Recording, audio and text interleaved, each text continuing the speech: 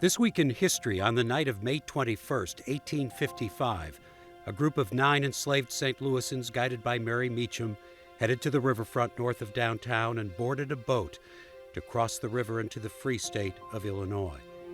Reports said police had been tipped off, and when they reached the Illinois shore, 5 were captured, 4 got away.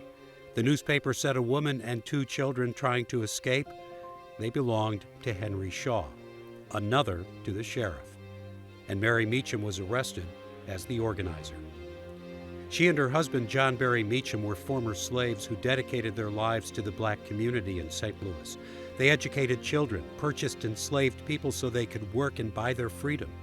They took great risks using their home as a way station on the Underground Railroad. Today, the Mary Meachum Crossing is part of the National Park Service's Underground Railroad Network to Freedom program. It's also the site of an annual Mary Meachum celebration. It's on the Riverfront Trail, but it's hard for cars to get to, off the beaten path. But that makes sense.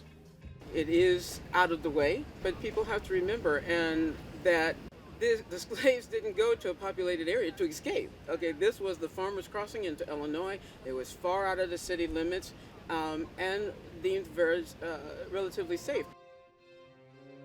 No one knows for sure how many people the Meachums were able to lead to freedom across the river. But of course, they didn't keep records of their illegal activities, but we know how they operated because we know the place and the time when things didn't go as planned. 167 years ago, this week in history.